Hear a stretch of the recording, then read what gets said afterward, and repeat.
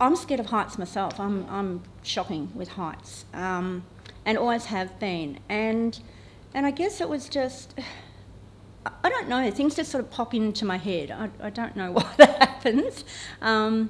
But yeah, I was just sort of scared of heights, and I was sort of sitting there and I was just thinking about why I was scared of heights, you know, why I would be scared of heights.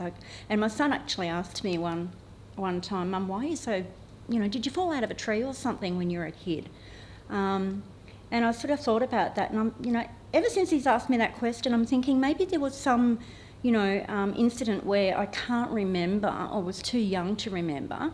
Or maybe it was my last life or something. Maybe I was koala in my last life and I was scared of heights, you know, and I just went, hang on a minute, koala, scared of heights. That would make a really quirky little book. So.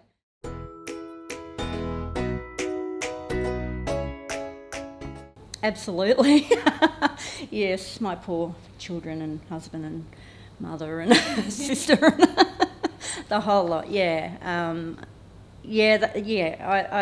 And with Scaredy, I mean, it is a real process. Like, you know, people just sort of look at the book and they go, oh, that's a cute little kid's book, and, you know, that's it. But there's so much more to just, you know, a kid's book. It's there's a lot of work involved, and but yeah, the proofreading is especially important, because if you want to go down, I sort of covered all avenues really, or tried to anyway, so that, you know, it would be, you know, grammatically correct.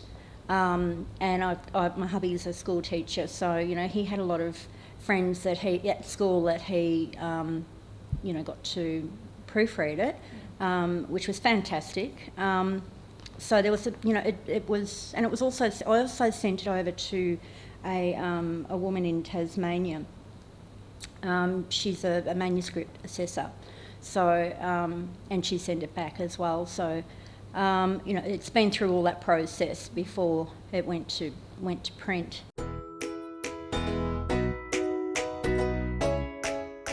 The characters, for sure, yeah. I think, you know, the character for me is, especially in children's book, I mean, it's got to, you know, that to me has got to be the, you know, the life of the book, because that's you know, who steers the story, really.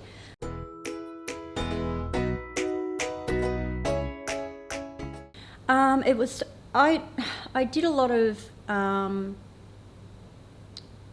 searching around for people, and it was through a friend. It was through a mutual friend, actually, and he had just not long moved up from Melbourne. He'd just finished his art degree. And yeah, he just sort of basically fell at my feet. It was great. And he was just fantastic to work with. Great guy. You know, he's a young guy, and he was just really easy to talk to, and just really, we were just, you know, he knew exactly what I wanted, and we just sort of gelled. And I think that's, you know, with an illustrator, it's really important to get that for an author, because you're going to get the you know, the best out of your story and the best out of the illustrations, because, you know, they just go hand in hand.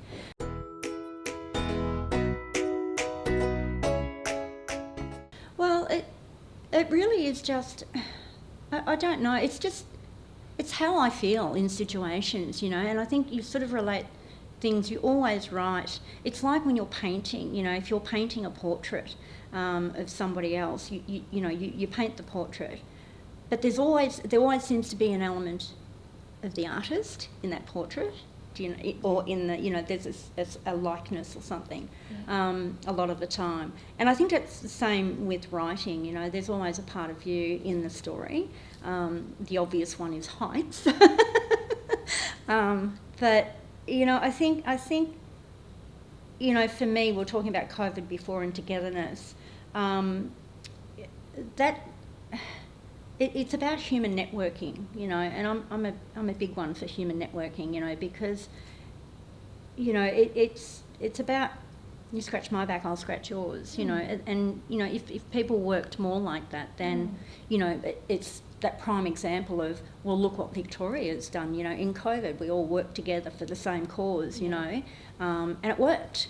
You know, human networking. Everyone pulled together and did what they had to do to, you know, for the solution. So, and it's just about kindness, and it's just what you do.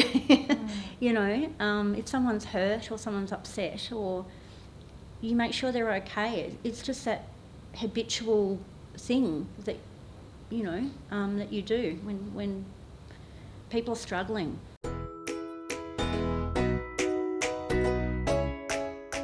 I don't know, because I don't hang out with kids as such. Okay, yeah. You know, I only have 2 granddaughters, which sing in the chorus, by the way. I'm just going to throw that in there. Yeah, so they sing along with Grandpam, and I've only got 2 granddaughters, and they live in Airlie Beach, so they're a long way away from me. You know, but I love kids. You learn so much from them. You know, like, we're supposed to be teaching them, but I think they teach us more than we could ever imagine. You know, they're just raw, they're innocent, they just say how they feel, and that's, you know, that's what I love about them, and that's where a lot of my ideas come from. We're just kids playing and together, and things that they say to each other and stuff like that. And, you know, I sort of think, I wonder what they were thinking when they said that, or I wonder what, you know, because I remember I wrote another story where I was really not feeling very well, and I was lying in bed, and I had my, you know, just writing bits and pieces, and my little daughter went out, and she came in and she wanted to do something, and I said, no, not today, I'm not well, and you know, just go out and play, sit on the couch and play with Teddy. And she really wanted to do it, and she's, you know, determined. And I growled at her, and I just felt so bad after I growled at her, because I was a bit short. I wasn't feeling well. Anyway, the next minute, I look out the window, and here she is in the front yard, sitting on the edge of the garden there, and she's got her Teddy, and I could see her, and she's talking to Teddy, and she was, she's probably thinking, oh, the old hag, you know. She won't let me do this, Teddy, and so, you know, and that's what I was sort of thinking about, you know, like, she's obviously having that sort of a conversation with her Teddy, because she's really, really peeved with me. And so then all of a sudden I just sort of started writing a book about, you know, hug your Teddy, and, you know, that sort of came about. So just stuff like that, you know, just little bits and pieces that I sort of pick up. Yeah. If I see mums and kids in the supermarket, and just little things that, you know, kids say, just stuff like that. Yeah. Just everyday stuff, really. And you just sort of, add your imagination to it and go from there.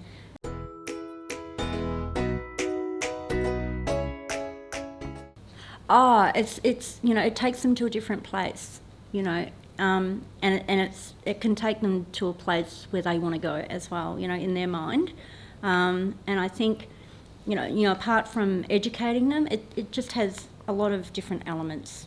Reading for kids has a lot of different elements, you know. It's visual, educational, emotional, all of those things. You know, it can trigger things for children, their emotions, and sort of, you know, relate as well to the story or not.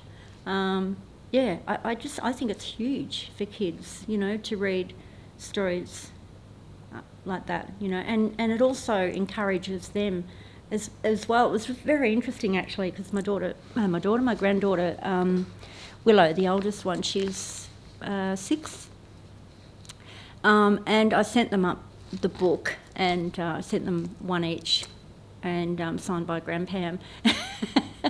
And they opened it up, and Dylan, their dad, said, you know, he was just amazed with their reaction. They were just like in awe of this book, and it was sort of like, Daddy, how did Grandpam do this? You know, like, they just couldn't understand, because they saw me on Skype and I would read it when it was just, in the proof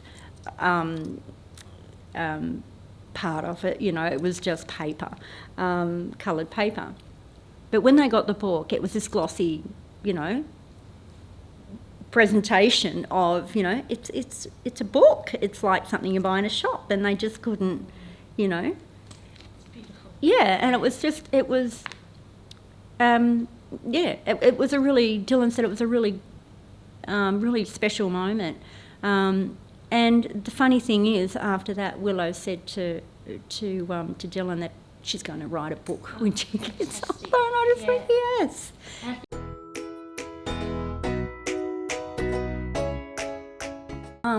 Alison Lester, she's I've just been looking. I was actually just eyeing off her work downstairs actually as I was coming in. Yeah, I've checked out her work. That's just beautiful. The illustrations are just gorgeous. And she does, I believe she does her own illustrations as well, yeah.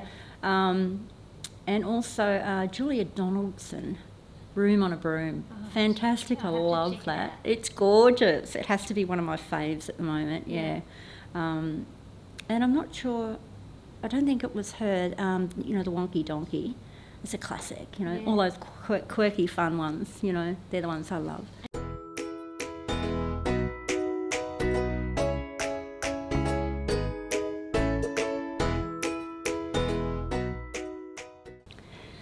My name is Scaredy. I'm from Australia and I live in tall gum trees. But something's not quite right. I think there's something wrong with me. Because when I start to climb a tree, I hang on really tight. And when I look down at the ground, I just get such a fright. Then I find I cannot move. I'm scared that I might fall. This tree is really big and I am really small. Do I go up? Do I go down? I don't know what to do. The other koalas laugh and say, "What is wrong with you?" "You silly thing," they giggle, "you just haven't got a clue." Well, while I'm sitting here, I might grab a leaf to eat. Try to enjoy the view and pick the bark out of my feet.